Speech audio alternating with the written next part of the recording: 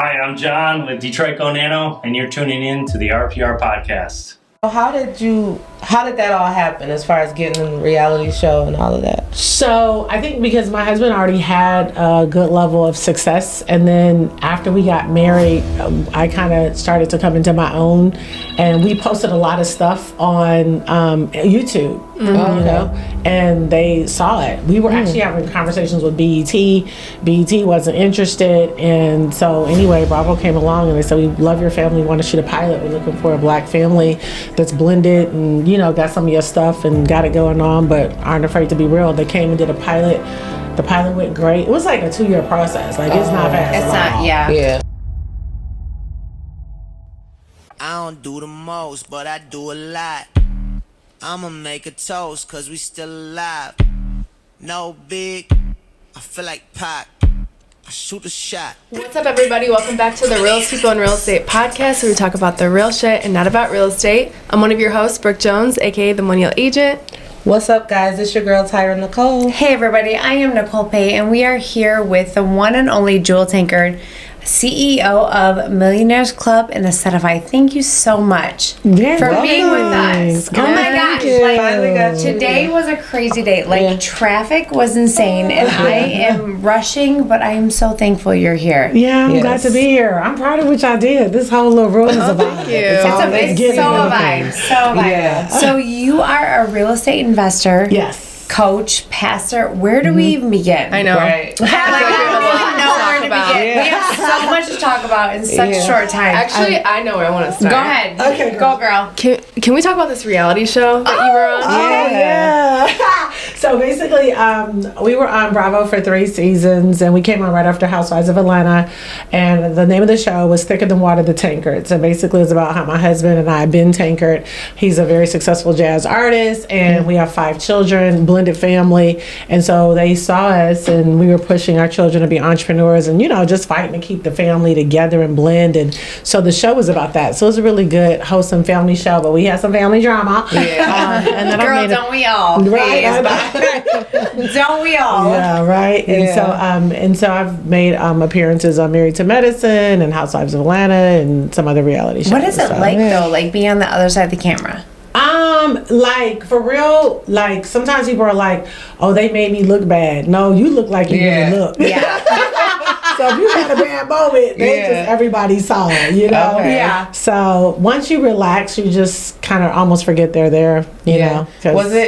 Was it any time where you were like, I shouldn't have did that, or like a moment? I mean, I think the biggest thing that I had to work on is having authentic moments with the camera. So when I was really angry, I'd be like, "Can y'all leave?" They're like, "No, this is what we signed up for." Okay. Because you're not cussing nobody out, and you're not throwing, and you're not fighting. So we need to see the real. So I think I had to really get comfortable with authenticating those like vulnerable moments, you know? I think that's a problem for a lot of people though. I think when we talk about anyone who's been on the podcast or even in real life, the whole point of this podcast was to get to the authentic version of you besides your business, your real estate, you being who you are. Yeah. And I think that's the biggest thing that people struggle with. Yeah. So how do you overcome that, or how do you move forward to give advice to people to say, be you? Yeah, I think once the response of people helped me when they were like, "Girl, I went through that exact same thing." Like, it helped me to be like, "Girl, this is just real life." So I think the feedback, I mean, you're gonna always get crazy feedback, but when I, genuine feedback from people that I really respect, started saying, "Okay, that was a real moment, and thank you for showing that real moment." It really caused me to let down a lot of guard. Like my husband and children, I think they were already good, but I had to work it out and like ask myself, why do you want to guard them from imperfections? Yeah. So, I like that. Do you guys get recognized by the public, and what are you guys kind of known for? Yeah, I mean, we definitely do. Still, it's crazy because it's been a minute since it's been on. But I think for being, like progressive and definitely all about love, family, faith, and finances. I'm definitely about that bag. How do you prepare your children for that though? They're adults now. Yay! Right.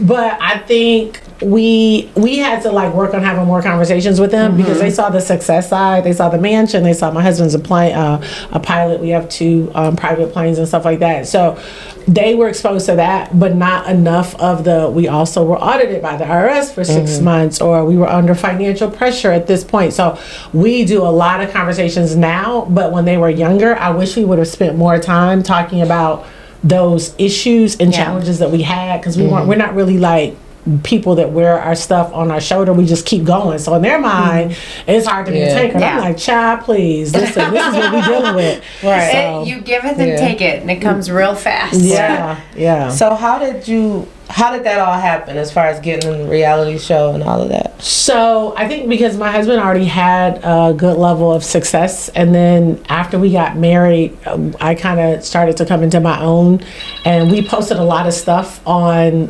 YouTube, you know, and they saw it. We were actually having conversations with BET. BET wasn't interested, and so anyway, Bravo came along and they said, "We love your family, want to shoot a pilot. We're looking for a black family that's blended and, you know, got some of your stuff and got it going on, but aren't afraid to be real." They came and did a pilot.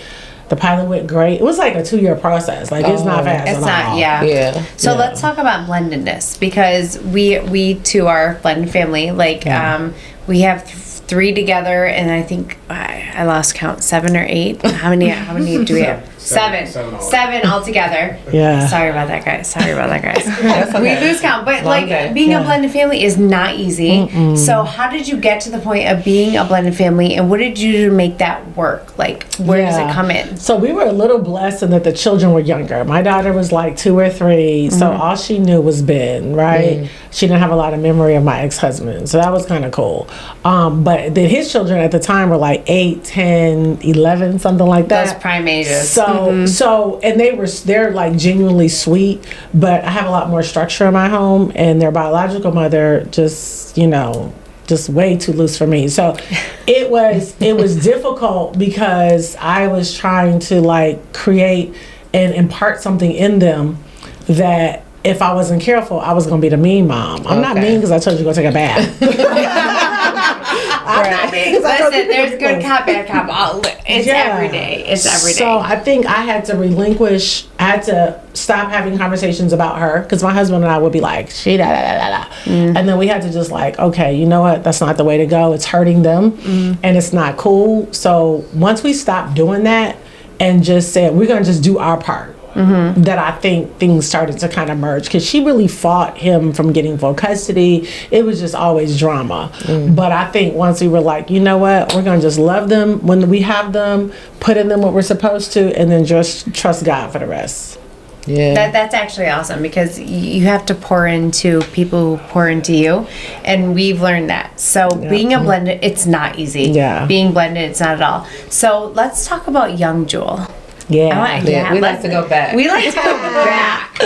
Where was Jewel born? Yes, I was born here. You were? Yeah. I didn't know right that. Here. Yeah, my roots are like right here. My parents are actually like the first African Americans to have a business downtown Detroit. Oh, really? Okay. What business? LaGreen's Records and Tapes, right around the corner. Grand River and Griswold, and Gratiot and Randolph. Yeah. They have 2 main locations right there. What was it? So it was called LaGreen's Records and Tapes. Oh, records. Records Okay. goes back, Those them are the days. I love that. Yeah, 70s, 80s, and 90s is when they were down here doing So their where'd you go to thing. 30 years. I went to a couple places because I grew up downtown in 1300 Lafayette. So we lived there for a while, and I went to Chrysler Elementary. Then we moved out to Southfield, and I went to Detroit Country Day.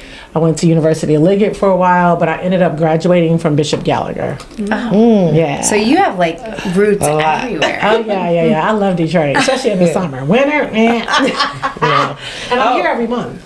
And Yes. she lives in your favorite place. Where? Murfreesboro, Tennessee. Well, her favorite place is Nashville. Oh yeah, Nashville's beautiful. She always talks That about we always talk about Nashville. We go to Nashville probably twice a year. Oh, good. Because it is our place. We love it. Yeah. There's Yeah. no place like Nashville. I know, it's beautiful. Yeah, It because is. you can even go down there. I don't even like country music. That's the funny part about it. I'm not a country music person. really? No, but you go down there and the energy, the roots, the people that are down there. So what took you down there? Like, Well, my husband's in music, so he's originally from Florida, but Okay. he moved to Nashville for music career. Okay, that's so how we you got were there. just around music oh my your gosh, whole life yeah. with this Yeah, record. sounds right. like it. Do you Yeah. sing yourself? Child, no. Why you didn't get on a backup song? Come on now. But you guys are Come both on. pastors in a church. Yeah. So no. you're singing. Don't play. No, girl, I don't. I teach. That's my heart. That's my heart. I You don't love get up Jesus there and at I all? love people, but I try. It's not there. Exactly. Yeah. So you teach. So where did that come from? Because you're I think I'm like a born teacher. Like I want to see people win. Yeah. I want to see people win. I want to see women win. I really want to see women of color win. I really want to see like everything that's. I come here every month. We have a place in Farmington Hills, and so I'm here every month because I'm building a real estate empire myself, and I want to help other people to as well. There are tons of foreign investors that are coming in, and I just really want to. Make sure that women get their market share in the real estate industry because it's very male dominated, as you guys probably know. huge. Okay, so how did you get into real estate? You know, it's crazy because my grandmother on my dad's side owned 10 homes. And when she died, she left them to my father, and my father didn't. She never talked to me about strategy. I never understood strategy. I never understood what she was doing, how she was doing it. I just know my grandma always had money. So I don't know. I think once I was introduced to Kim Kiyosaki, and I spoke at an event together, and we ended up becoming friends. And she's become a really good mentor to me. And I was really heavy in crypto in 2014, 15, 16, buying a lot of Bitcoin, and it was good because I built a 7-figure portfolio with it. But then, you know, Kim said, "Jewel, you really should do that again, but do it in real estate." And I started heavy in real estate in 2017 because I had a mentor that was helping me say, "Buy this, buy this, buy this," and I was just buying all kinds of stuff sight unseen, flipping it, putting tenants in it. But I ran a real ghetto child, but I still made good money. And I said, this time I want to do it again, but do it the right way. Yeah. And so that's how I met Tyra, because she's a property manager for one of my apartment buildings. But Oh, okay. Yeah. I got it. Yeah. So what was childhood like for you? I actually had a good childhood. Yeah. My parents worked a lot, but they always made sure that we had really good, like, grandmother Christian type nannies. So I always felt loved, even though they worked a lot. It impacted our siblings. It impacted one of them a little different, but I always felt really loved. And so we grew up with his and her Rolls Royce, his and her Mercedes. I had a Volvo at 16, housekeepers, cooks, drivers. But then at 19, we lost everything. And that was Due to what? devastating. My dad was a great producer of money, but never a good manager or investor. Okay. And my mom didn't trust her own financial instinct. Had she followed her instinct, they wouldn't have gone through that kind of devastation because everything was repossessed, from the house to the cars to. And you said this was everything. 19. I was 19 years old. Can you talk a little bit about Yeah. that? A little bit Or more how about did it that? affect you? Yeah, I was mad at her because I felt like, why did Daddy said that, but you didn't agree? Why did you just go with it? Yeah. You know, but it's like, well, he was a man and he's the provider, and he said, and I was like, child. So I will say this though, like growing up in a Christian family, we're raised to believe that you know God is the head of a household, husband, Yeah. and so I can understand like where your mom would But girl, follow here's the suit, thing. but we didn't. experience it. But here's the thing: we didn't really go to church, but for the holiday. Oh. Okay, That's how my So I didn't grew up in a Christian. Like I didn't really get turned on to Jesus till I was a senior in college. It wasn't from my family. So wasn't was it from my because of parents. that? My grandma, my brother, my grandmother's had strong roots in the church, but it wasn't my parents. I think it was just a traditional old school. Way of Yeah, thinking. old school way.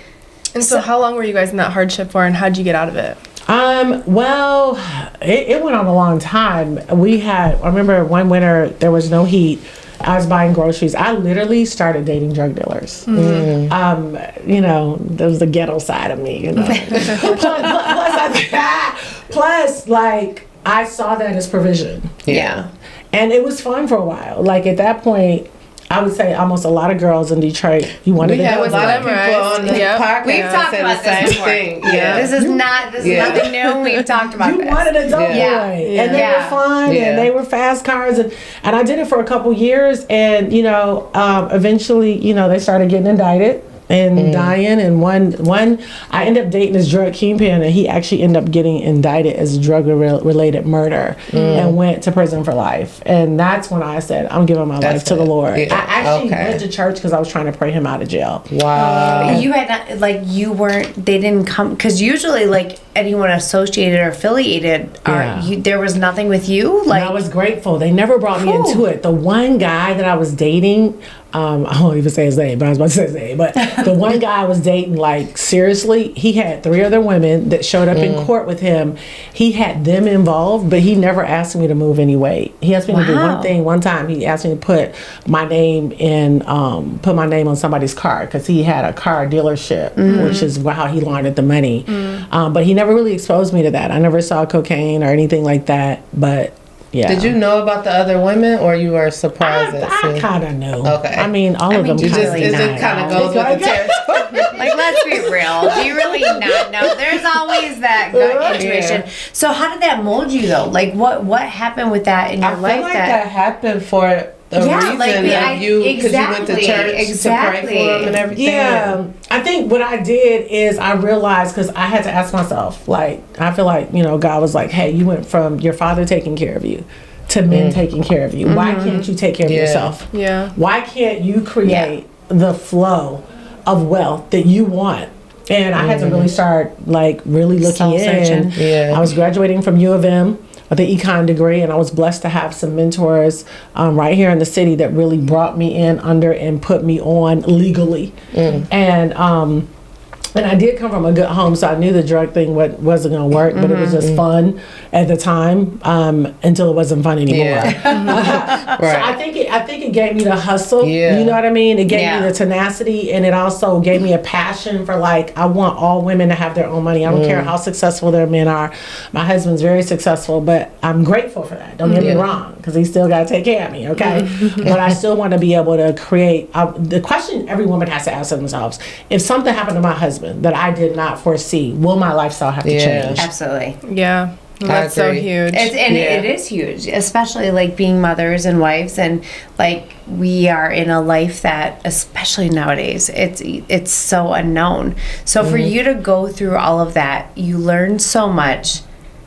Where do you come out? Like, where was that moment? You said you went to church. Yeah. But was that the defining moment that you were like, I'm good, like, I can do this? Yeah, I think I've always been like a fighter. At 5 years old, I was going to St. John's Daycare, which was on Lafayette and I think St. Auburn or something like that. And my parents used to come late all the time, and I walked from there to downtown on Grand River and Griswold. The fact that they let you do that is we living in a... Oh, okay. I'm like, you know we're living in a different time, man. She's like a little Matilda. Exactly. I've just always had that. If I want it, I'm going to get it. Do it. I don't wait for people. I'm very independent, but I have amazing teams, and I'm thankful my assistant is here, and so I'm amazing for that. But I will get up and go get it, and so I'm just hungry. I want to. Jewel, what did you do before you got into real estate? Crypto, network marketing. I was one of the top females in the nation. That's what you started out doing, just marketing right away? Just from... Sales. I opened up my own Nextel franchise. It was on Grand River. Okay. I had a business partner right there on Grand River, and I opened up my own Nextel franchise. How old were you when you did that? I was 25 because I had just gone through a divorce from my first husband. Let me tell you this real quick. So I went extreme. I went so I go to church and I'm just like, forget it, it doesn't matter. And I married somebody broke, and it does. If you get anything else on this podcast, that matters. It matters. Well, I took a drink when she said that. I almost spit it out. Like, I married someone broke, she said. Well, and I'm okay with, like, coming up from the gutter, if you will, but he wanted to get high all the time, play video games, and he became jealous of me. He wasn't broke. He was broken. He was being broke and broken are two different things. Yeah. And from that, there was no motivation. Yeah. And you got to keep going. I mean, we've all been broke, but it's like, you got to, I wanted too much. Yeah, you got to. And that was your first husband? Yeah. And where'd you meet him? He was abusive in church. He literally moved next door to my parents. I was living at home with my parents. He moved next door. I invited him to church. He started coming with me to church. He just gotten out of the Army, and he became abusive physically and emotionally. I remember one day after we got married, he opened up a screen. We were living in 2-bedroom apartment off of 12 Mile, across the street from the Star, the theater, the movie theater. Yep. He opened up the window and he started throwing my clothes out of the window. And I was running down the hallway and yelling, somebody called the police. This lady opened the door, said, "You want me to call the police?" I'm like, "Yeah." Police came, took him to jail, but I still stayed with them. We had a baby girl, so I was trying to fight to make it work. Yeah. So. Well, I hear that a lot with men in the military. When they get out, they just suffer with this PTSD, and a lot of cases they do become abusive, which is really sad. But so did he have a lot of? Did he ever talk about that or? A little bit, but his childhood was somewhat abusive. Okay, so it was a loaded. Yeah, it was inside. And unfortunately, he was never able to break through. Like, he's the same guy. And you were how old? So when did you break away from that at home? He actually called one day and said he wasn't coming back. Yeah, I know, right? So he did it for you. Wait. For me. I wasn't strong enough at the time. He My called you and confidence said, was jacked. "Hey, honey, I'm not coming home." Yep.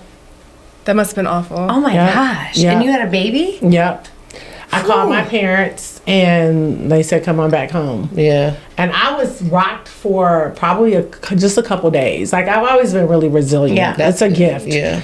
After about a week, I got a weave and went to Hilton Head with my girlfriends. I mean, a couple of days, I would have been down for like a couple of years. Honestly, though, like there's an inner. Yep. Yeah. That. Yeah, but when you have a child with someone, I feel like it's so different. But that's different when you have a child, because that motivation within inside of you to be a mom, to be a woman, to be that person that your child needs is something that brings inside of you something totally different than. I had no time. You don't know. I had no time. You can't. I had to win. What's because I that? didn't want to live off of his child support. No, and if you were even going to get it, first of all, but been there, done that. What is that? A Woman's Worth? Is that song where they talk? Who sings that? A Woman's Worth. Maxwell, where he talks about like you going through the gutter and then rising up to know. I don't think that's Maxwell.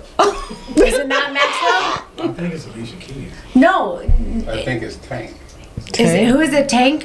We're confused here. I know. Who is it? I'm pretty sure we might have to look at that. But there's a song, A Woman's Worth. I know what song you're talking about. I just don't know who sings Alicia it. Keys sang it, but I think the original Alicia Keys do have a song. But was it Maxwell or it might have Maxwell has one, but it doesn't talk about that. So I totally ruined that. But That's fine. Alicia Keys, A Woman's Worth. We'll go with that. Anyways, but you talk about going through the struggles and rising above, and you do have to dig deep for that because at some point, like How old was your daughter at that time? She was 2. Okay.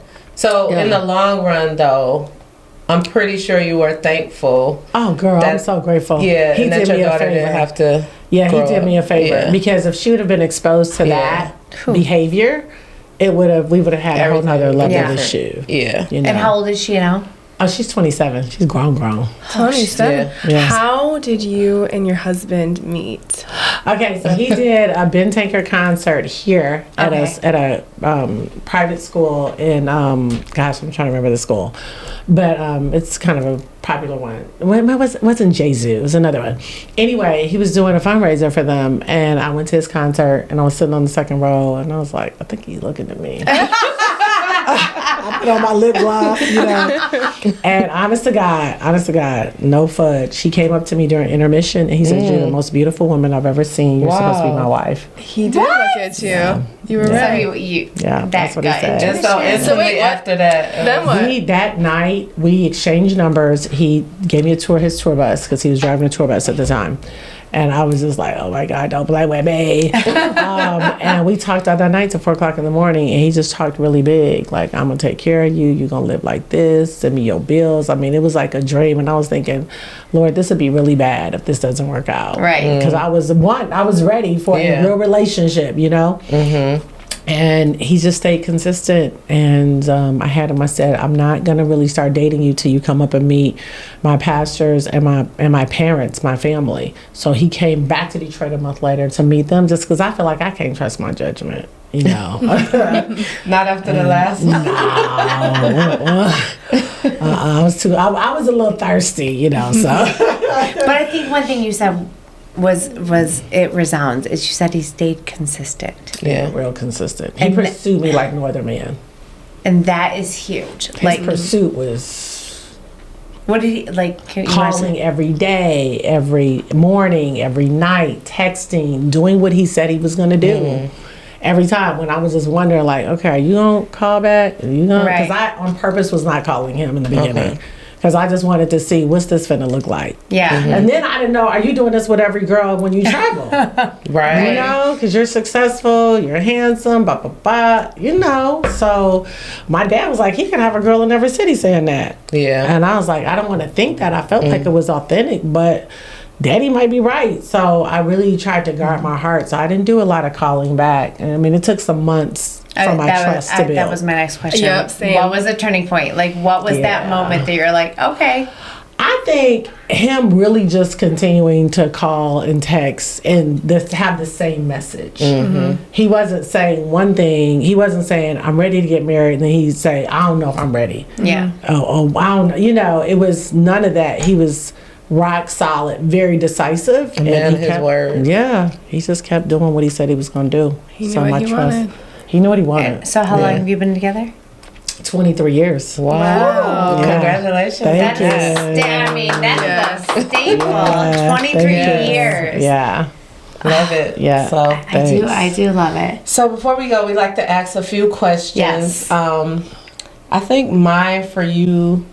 Yeah, why don't we do what's your craziest real estate story? You probably got some crazy stories. Oh, okay. Well, I've had to break up a couple fights. What? Yeah. Okay. I don't. Did you see recently what just I happened? saw the You live said Instagram. the contractor situation. I did see that. Yeah. Okay, we need to talk about that. So basically, my general contractor hired another general contractor to use his plumber, 3 of his people. My general contractor paid the other GC. He didn't pay the 3 guys. He paid the other general contractor did not pay all 3 of his guys. He only paid 2. And he left the 1. So the 1 was coming back like, you better give me my money. And we're like, no, we already paid, bruh. You know, so we finally de-escalated that. Cause I'm gonna pull out all this plumbing, bop, bop, bop, bop. And so then the GC came over one day while I happened to be in town. And he walked in, he said, Alex, what's up with my money? And so he like, I don't care what you. I was like, hey, let's step outside, okay? Let's have a conversation. Let's go outside because there were other contractors in there working. Plus, I'm like, if something jump, I don't want it to jump on my ass, Right. you know. And so my assistant is there. And so I look at her and said, call her please real quick. You know, I said it real low and I came out and I just stayed calm.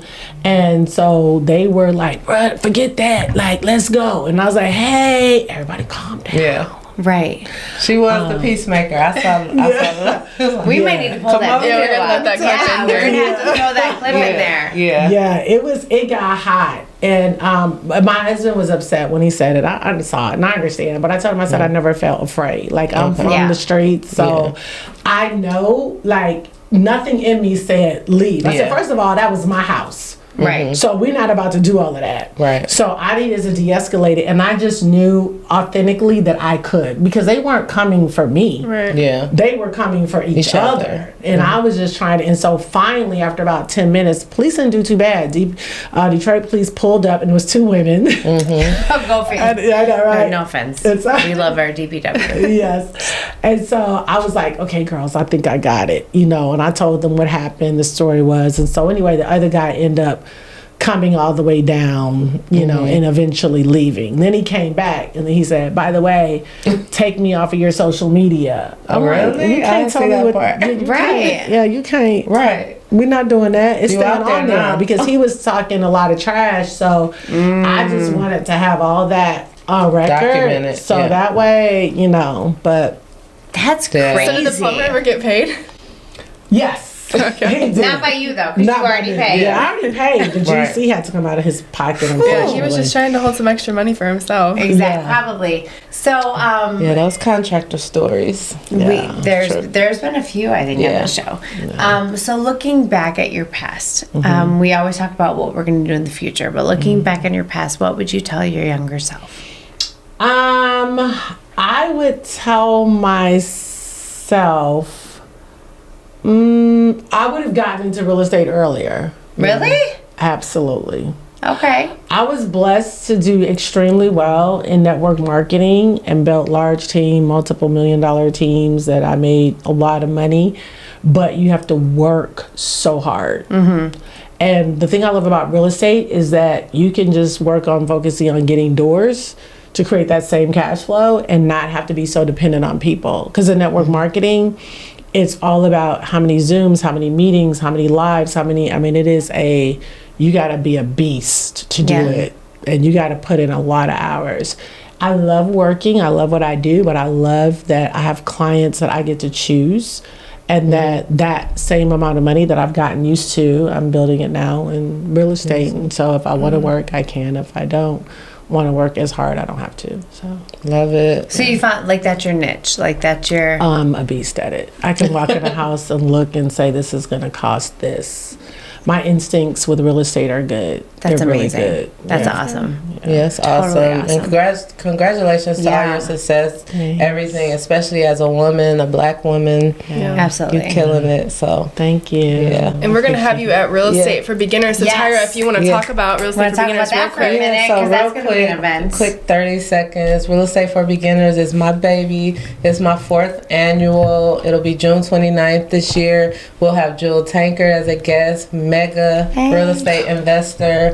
And we'll just have real estate investors, real estate agents, brokers just coming out. And really what it's all about is giving our contribution to the community and giving them the education and knowledge that's missing in our community and sharing with them how they could be successful in real estate. So Real Estate for Beginners for June 29th. June 29th. Yeah. So on that note, Jewel, one thought that you would leave people with when it comes to real estate, life, anything above. What's that one defining thought? Go all in. Like obsess. Obsess. Like dream big every day. Don't live in limitation. Get away from people that tell you that you can't. And keep yourself in environments with people that are doing much more than you to remind you that you might be doing well, but there's so much more out there. I love that. That's good. Love it. Great way to end it. I love that. All right, guys. Thank you so much for joining. Thank you so much for being here. Thank you guys for tuning back into the Real People in Real Estate. We'll see you next week. Peace. Bye, guys. Bye. All right. That was good. What a great interview. Oh my, Press that red button, Tyra. I'm gonna hit record. We're all inspired. I could have talked to you forever. Like